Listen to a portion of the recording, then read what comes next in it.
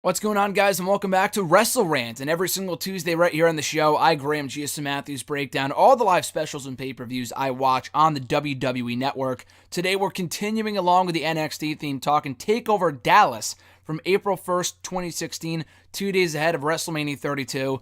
And if you saw both shows, you would know that TakeOver won by a landslide. Like, it wasn't even close. WrestleMania 32... I don't want to say it sucked because there were certain points of the pay-per-view that I enjoyed, but overall, just paled in comparison, to say the least, to TakeOver Dallas. This was one of, if not the best TakeOver the company has ever done. I would put the 3 TakeOver Brooklyn shows up there too, and maybe TakeOver Respect and TakeOver London, TakeOver Our Evolution are all up there as well. But this one is in the running, if not the best takeover NXT has ever done. And that's saying a lot. There's been a lot of great takeovers. We've either had good, great, or amazing takeovers. This absolutely fell in the amazing category, in my opinion. We kicked off the evening in an NXT Tag Team title match between the defending champions, The Revival and American Alpha, their first ever 2-on-2 encounter. The Revival really exceeded a lot of people's expectations as NXT Tag Team champions. They captured the belts in a random TV match on NXT against the Vaudevillains in late 2015. Went on to defend against Enzo Amore and Colin Cassidy on a few different occasions. Both at TakeOver London that I talked about 2 weeks ago here on the show, which was also a great match, as well as at Roadblock a few weeks prior to this special. American Alpha were red hot at this point. They came around in the summer of 2015. That was when Jason Jordan and Chad Gable came together as a tag team, turning babyface by the end of the year because they were so fucking popular. And it was only academic that they won the NXT Tag Team titles, and they did so on this show in just an awesome match. These two tag teams, before Revival and DIY and the New Day and the Usos, these two tag teams were really, for, no pun intended, really reviving tag team wrestling in WWE. American Alpha and Revival are two such great old school tag teams, and it's a shame the American Alpha are A, no longer together, and B, they were never really used right to begin with. And they had a great series of matches on the main roster with the Usos at various points from 2016 to earlier on in 2017. But American Alpha never really reached that peak that they had hit in NXT. This, I would say, was the peak of their popularity on the brand. They were so popular, people went nuts when the music hit to kick off the show. This was the absolute perfect opener for TakeOver Dallas, and it was tag team wrestling at its finest. And I've said before with the Revival, it's the little things about their matches that make their NXT tag team title defenses, or really any of their matches, whether it be on the main roster or in NXT. I just say NXT because that's where they spent a majority of their time together, and as of this recording, they're not yet back on the main roster. Now that Scott Dawson is hurt after Dash Wilder got hurt a few months ago. Anyway, it's the little things about their matches that I love the most. To like holding the partners, the opposite team's legs through the ropes and ensuring they don't break up the pinfall, to cheating, to using the belts and the referees not looking. The little things about their chemistry and just the little mini nuances about their matches make them so fun to watch. And this was no exception. This was a really, really good tag team match. In the end, American Alpha scoring the victory and clinching their first ever NXT tag team titles. Awesome opener, set the tone for the rest of the show, undoubtedly. After that, we had the in-ring debut in NXT for Austin Aries on TV, taking on Baron Corbin. So this match didn't really have much build. Austin Aries debuted on NXT TV in early March of that year, and then quickly got attacked by Baron Corbin, would not make another appearance on NXT TV before he wrestled this match. So again, they didn't have too much build, but they would do interviews with Baron Corbin and Austin Aries, just talking about the bout. So not a ton of build for this match, but the premise I thought was so great, because Baron Corbin had quickly evolved into the guy that attacked all indie wrestlers, whether it was Sami Zayn, or Apollo Crews, or this guy, or that guy, and in this case, Austin Aries. Baron Corbin was the indie wrestler killer. The indie killer, like the legend killer, he was the indie killer early on in 2016. It was so much damn fun to watch.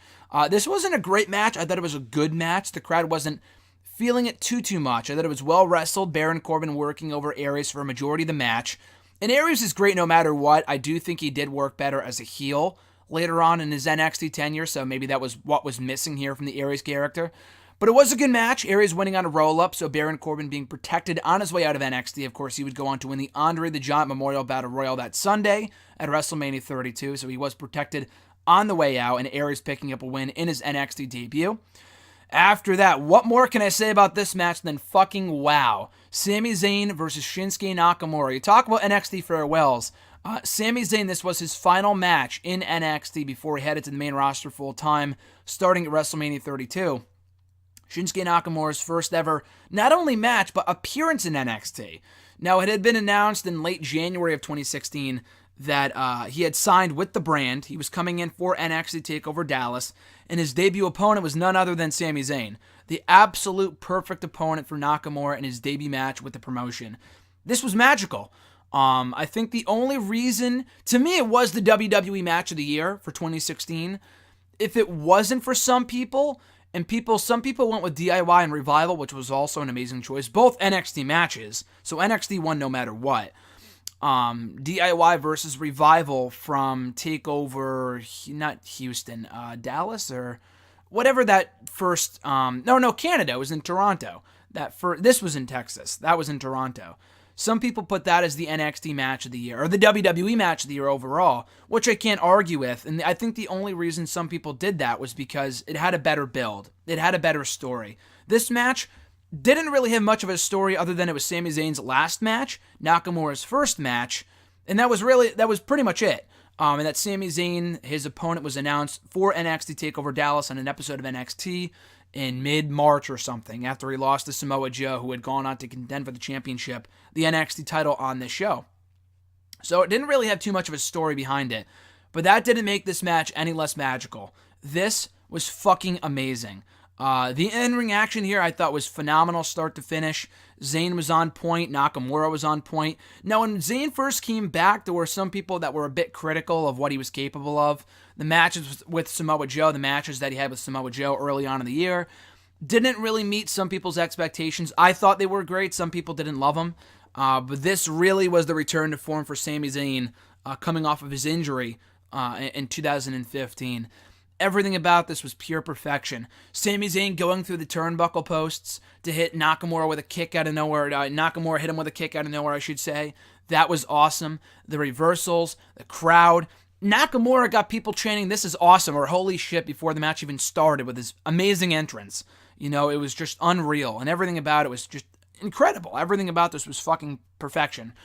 So I really, really loved this match. The crowd was on their feet the entire time for the entire 20 minutes of this matchup. In the end, Nakamura winning as he should have, hitting the Ginzaja on Sami Zayn to pick up the victory, and an emotional farewell for Sami Zayn from NXT. So again, this match was magical. Really magical might be the best way to describe it. Everything about it was amazing. And you know a match is really, really good when you get texts from people saying how good it is. Like, again, I watched it with RJ, this whole show with RJ. We looked at each other after it was over, and we were like, wow, that was something else. And we watched it back like a million times after the fact. And at least Nakamura's entrance, because that was, you couldn't touch it. And you knew from that point forward, for like the first 30 seconds when he showed up in NXT, that you knew this guy was going to be a star. Now, of course, he has since lost to Jinder Mahal twice for the WWE Championship. That I can rant about that all day long, but at least from his debut in NXT, you knew this guy was going to be something in WWE, or at least in NXT, based off the entrance alone, that this guy was going to be a superstar. This was incredible. And also after the fact, Jason texted me, a friend of mine named Tim, who didn't really watch wrestling all that much, but he watched this match, and he was like, wow, that was fucking amazing. I think I've watched the match back at least, 10 times. Like 10 times I've watched the match back. That's how good it was. So you know a match is good when people are coming to you telling you how good it was. And it really was something else. The show could have ended there and I would have not have complained, but the rest of the show is also pretty damn good. After that, for the NXT Women's Championship, Asuka contending for the gold against Bayley. And again, a really, really good match. I wouldn't call it a great match. I thought it was well wrestled. Bayley had been dominant in her 8 months as NXT Women's Champion. Asuka was also dominant in the few months that she was a part of NXT, knocking off Dana Brooke, then Emma, and a few others before contending for the gold at this show against Bayley. So they had the babyface versus babyface dynamic that were both very popular with the audience. They didn't really side with one woman over the other, so it was kind of quiet at certain points. But I thought it was a really, really good match, a strong effort from both women. I thought the submission finish was a bit, I don't want to call it lame. I thought it was a good way, obviously, to put Asuka over because Bayley never tapped out. That was the whole story here. I thought it was a bit anticlimactic, to say the least. The crowd popped big when they heard that Asuka became champion. They just couldn't believe it. They didn't think that was the real finish. But I thought it was a really good match. I thought the TakeOver Brooklyn 2 match was a bit better, and I'll talk about that in a few weeks. I thought that was an improvement over this encounter. I would call that match great. This was pretty good. I thought that match was even better. But still a very good match with the right outcome. Obviously, Asuka is still undefeated as of since joining the main roster a few days ago, TLC. So basically, anyone who thought that Asuka was going to lose here was out of their mind because she's still undefeated to this very day, almost a year and a half later. So again, awesome match. Thoroughly enjoyed it. They would have a bit of a better bout at TakeOver Brooklyn, but this was still a very good match with the right outcome. And then the main event for the NXT Championship, Finn Balor defending the NXT Championship against Samoa Joe. And what I thought was probably the best match these two had together of the 3 matches they had at TakeOver. Now, I was there for the other one at TakeOver, not TakeOver, but the NXT LOL House Show in April of 2016 when Samoa Joe won the NXT Championship, which not a lot of people could say they saw. I mean, I know they put the moment up on their YouTube channel and on NXT TV, but anyone who wasn't there has yet to see the full match. And that was a really good match too, but I would still say the best match these two had together was on this show. The London match was really good. The end match was also really good inside the steel cage, but I thought this was the best one, if only because of the intensity and the fire that both men showed here.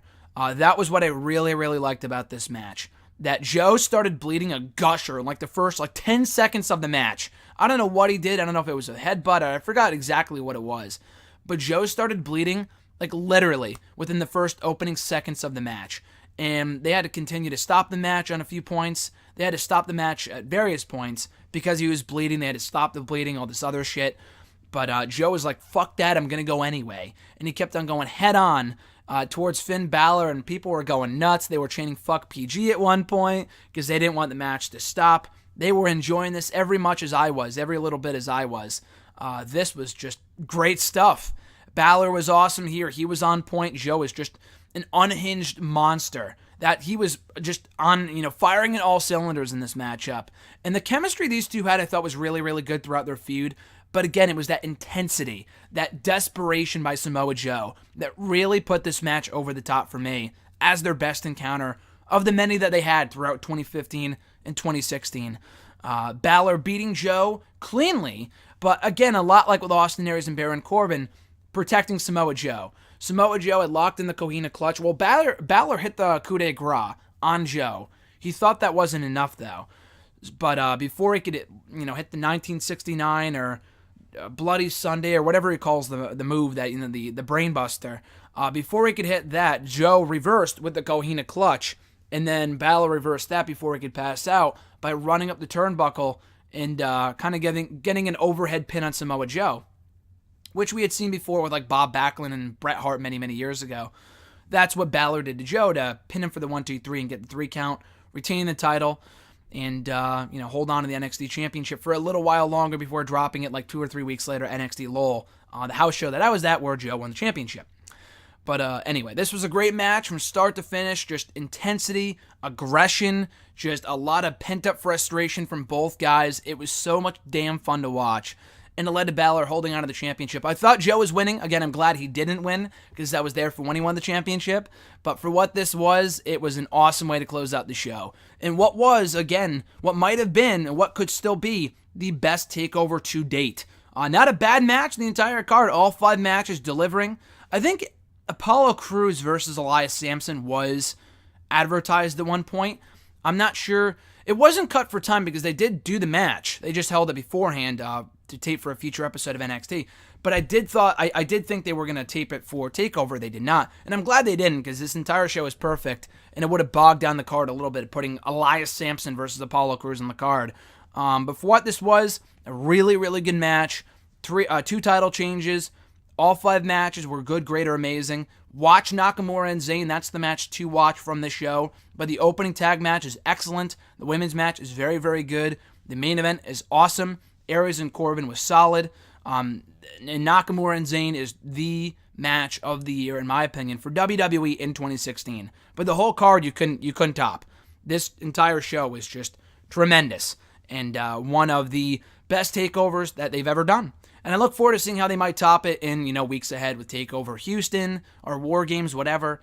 Next year's TakeOver, the Royal Rumble TakeOver, the Royal Rumble Weekend TakeOver, and I think it's in Philly this year because I'll be there. I think it's maybe not in Philly, but in Pittsburgh I think it's in Philly. I'm not sure. But anyway, looking forward to upcoming TakeOvers is what I'm trying to get at. Anyway, guys, thank you for checking out the review. I appreciate it. Next Tuesday, we're talking about, I think, TakeOver the End. I'm not positive. It might be... do we have any pay-per-views to review, like from 2016? I don't think so. I don't think Survivor Series is for another few weeks. So, I won't be talking about that for a while. I think next week I will talk about TakeOver the End, though. And I look forward to watching and reviewing that show. But in the meantime, and in between time, guys, be sure to like the video, drop a comment, share the video, and subscribe to the channel for more daily content. Enjoy the rest of your week, folks. I'm Graham G.S. Matthews, and I'll catch your ass down the road.